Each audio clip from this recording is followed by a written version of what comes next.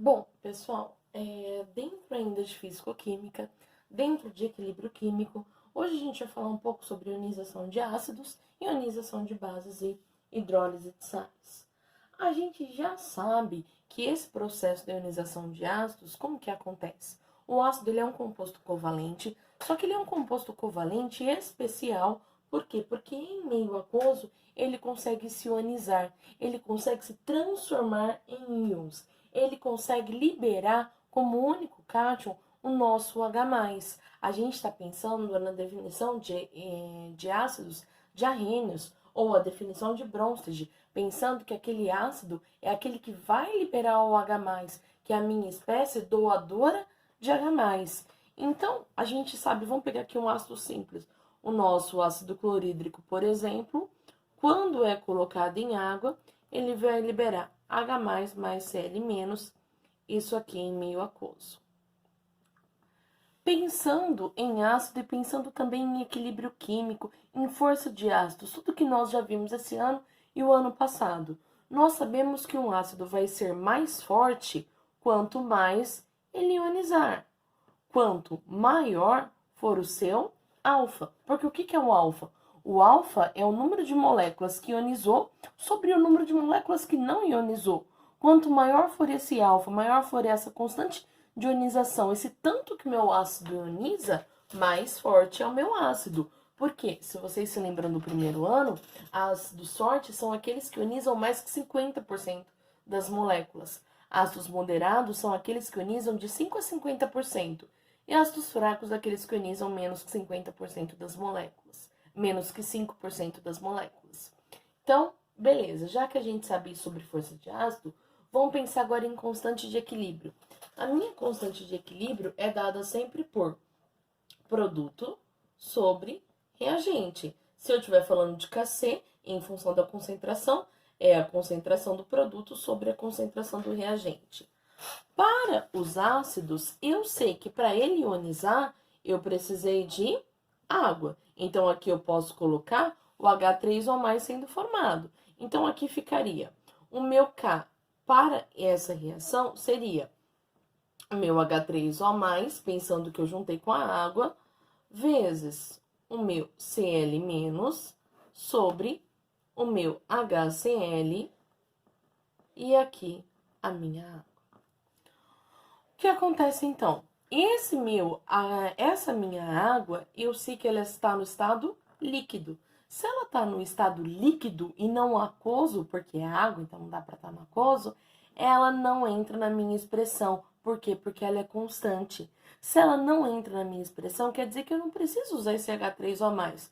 Eu posso usar simplesmente o meu H+. Então, vai ficar o H+, e o Cl- sobre o HCl.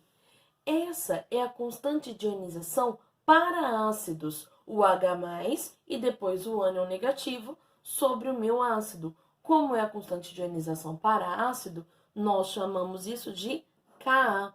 E o que eu sei sobre Ka? Se o meu ácido ele for muito forte, ele vai ionizar muito. Ele vai produzir muito H+, e Cl-. Se essa quantidade aqui de produto for grande, esse valor aqui também vai ser grande. Por quê? Porque esses dois são diretamente proporcionais. Daí eu tenho que quanto maior o meu Ka, mais forte é o meu ácido. Mais esse ácido vai ionizar. Quanto maior o meu Ka, maior a força do meu ácido. Tudo bem? Pensando agora em bases. Então, agora eu vou pegar uma base como NaOH. Já vi que a água fica constante, por isso eu mostrei aqui por que a gente não vai levar ela em conta. Então, eu vou pensar na água simplesmente como meio reacional e a minha base liberando Na+, se dissociando, né? Porque agora aqui é ligação iônica. E o OH-. Se eu for tentar montar a expressão de constante para a minha base, sempre é produto sobre reagente. Vai ficar o Na+, o OH- sobre o meu NaOH. O que eu sei? Que bases fortes são aquelas que dissociam muito, que separam muito em cátion e ânion. Aquelas bases que são bem solúveis para conseguir se misturar bem com a água. Então, quanto mais essa base se dissociar, mais forte é a base. Então, da mesma maneira, quanto maior a quantidade, a concentração que eu tiver dos produtos, maior o meu KB. E quanto maior o meu KB, mais forte é a minha base. Mais essa minha base dissocia.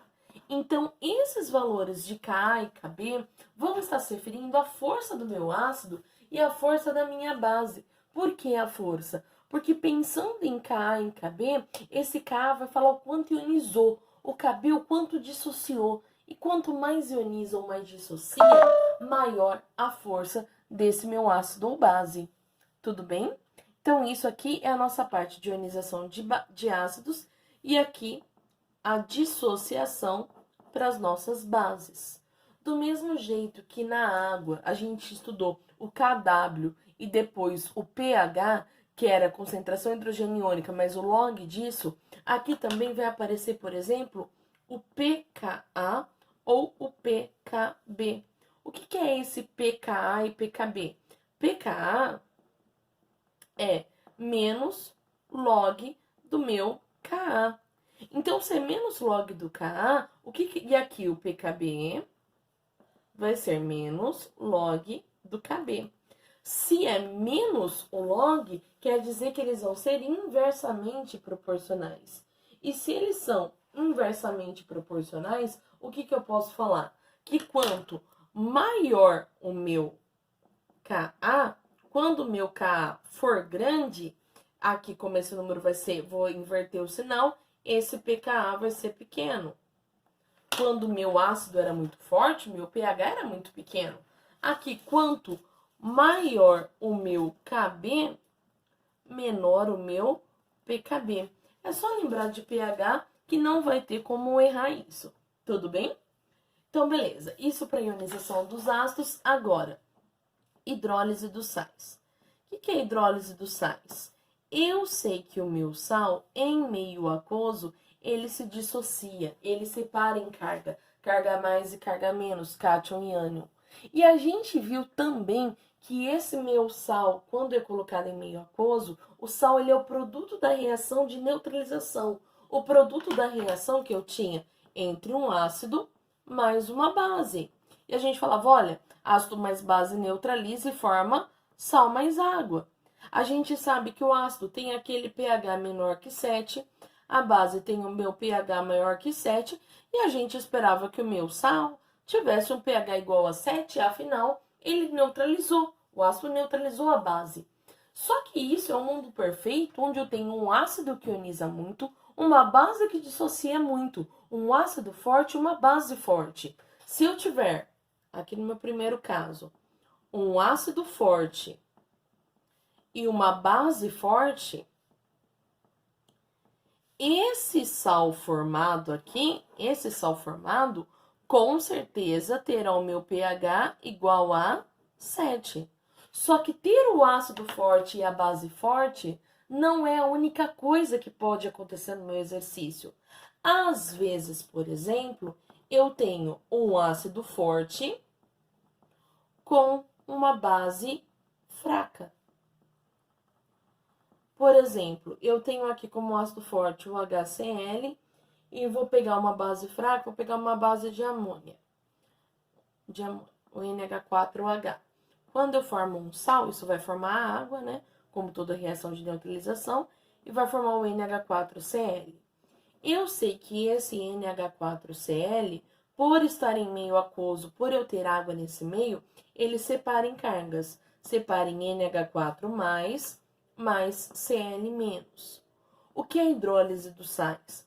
A hidrólise dos sais é o seguinte, quando esse meu sal, a gente já viu que o sal em meio aquoso, ele dissocia.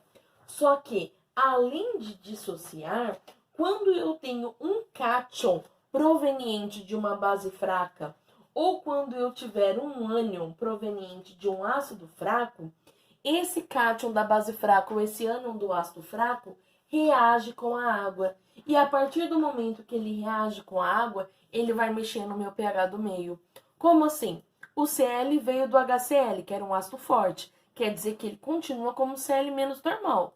Agora, o NH4+, que veio de uma base fraca, quando colocado em contato com a água, ele vai acabar se transformando em NH3 mais H3O+. Ele vai acabar deixando o meu meio ácido.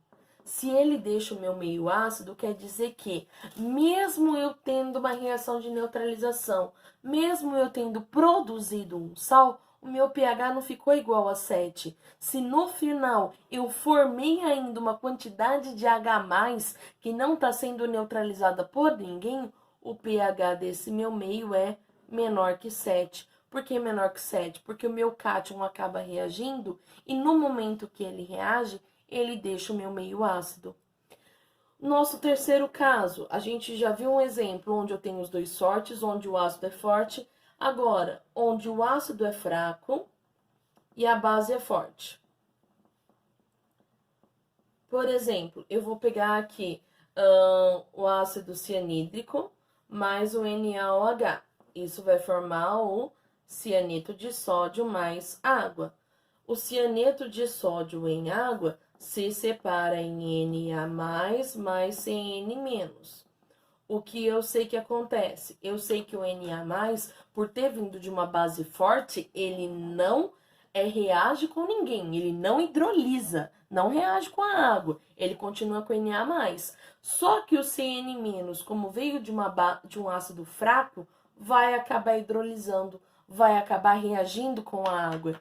Então, esse Cn- em contato com a água forma o HCN mais OH-. Eu tenho um ácido fraco, mas eu tenho aqui, ó, OH- em excesso na minha reação. Se eu tenho essa quantidade de OH- que não está ligada a ninguém, esse meu meio vai começar a ficar básico. E se meu meio fica básico, significa que o meu pH vai ser maior que 7. Então, a hidrólise dos sais diz que se eu tenho um ácido fraco com uma base forte, esse ânion proveniente do ácido fraco reage com a água, produzindo OH-, deixando o meio básico. Se eu tinha um ácido forte com uma base fraca, esse cátion da minha base fraca acaba reagindo com a água e deixando o meu meio ácido. Se eu tenho um ácido forte e base forte, neutraliza, o pH dá 7. E ainda, se eu tiver aqui um ácido fraco com uma base fraca. Se é um ácido fraco com uma base fraca, quer dizer que os dois vão tentar hidrolisar. Então, o único jeito de eu saber como que vai ficar o meu meio é conhecendo a constante do ácido, o quanto o ácido ioniza, e conhecendo a constante da base, o quanto a base dissocia.